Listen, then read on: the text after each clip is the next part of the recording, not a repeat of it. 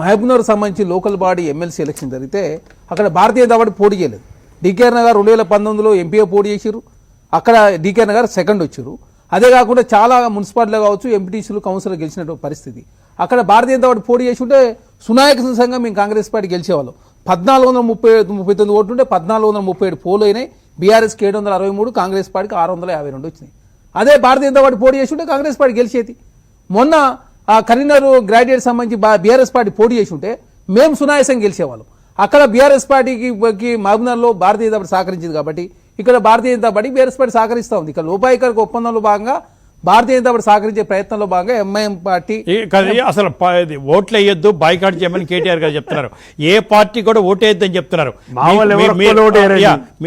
మీరు అంటే మీ ఆత్మ ప్రబోధం ప్రకారం ఓటేయమని కేటీఆర్ గారు చెప్పట్లా. ఈ ఎన్నికల్ని బాయ్కాట్ చేస్తున్నాము, దయచేసి బీఆర్ఎస్ సభ్యులు ఎవరు కూడా ఓటేయొద్దు అని స్పష్టంగా చెప్పేశారు. ఇంకా వాళ్ళు బీజేపీ చూడండి ఏమైందో తెలియదు. ఇప్పుడు ఇక్కడ ఏమైనా కావచ్చు, వాళ్ళు ఓటేదని చెప్పి కానీ ఎవరైనా ఓటేస్తే ఎవరన్నా ఆపుతారా? తర్వాత సస్పెండ్ చేస్తా ఉన్నారు అంతే.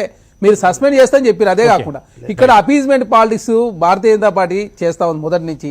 మీరు ఏమన్నారు జిహెచ్ఎం సెలక్షన్ సందర్భంగా రోహింగ్యాలను ఏరేస్తున్నారు. రోహింగ్యాలకు ఢిల్లీలో భారతీయ జనతా పార్టీ ఇల్లు ఇచ్చింది, డబుల్ బెడ్రూమ్ ఇల్లు. Bharatiya Janata party northern state పై బీపీ తినొద్దంటది, మిగతా రాష్ట్రాలపై బీపీని వ్యతిరేకిస్తారు. భారతదేశం బీపీ ఎగుమతులు 2వ స్థానం, ఆస్ట్రేలియా నెంబర్ 1, భారతదేశం నెంబర్ 2. భారతీయ జనతా పార్టీ ఏందో ఓట్ల కోసం ఏదైనా మాట్లాడు. జార్ఖండ్ పోతారు, సీలింగ్ రిజర్వేషన్ సీలింగ్ ఎత్తేస్తామని చెప్పి అమిత్ షా గారు మాట్లాడరు.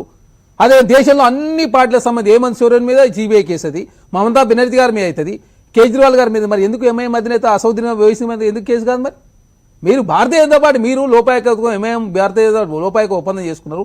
దేశంలో బీఆర్ఎస్ పార్టీ కేసీఆర్ గారి మీద కేటీఆర్ గారి మీద కాకుండా ఎంఐఎం అధినేత అసౌద్దీన్ ఓవైసీ గారి మీద వీళ్ళిద్దరి మీదనే దేశంలో కేసులు కాలేదు. మరి అంటే భారతీయ జనతా పార్టీ ఓట్ల కోసం ఏదైనా మాట్లాడతారు. ఎన్సీపీ నేషనల్ కరప్షన్ పార్టీ అని చెప్పేసి అజిత్ పవార్ను ఉరిదీయాలని చెప్పింది భారతీయ జనతా పార్టీ.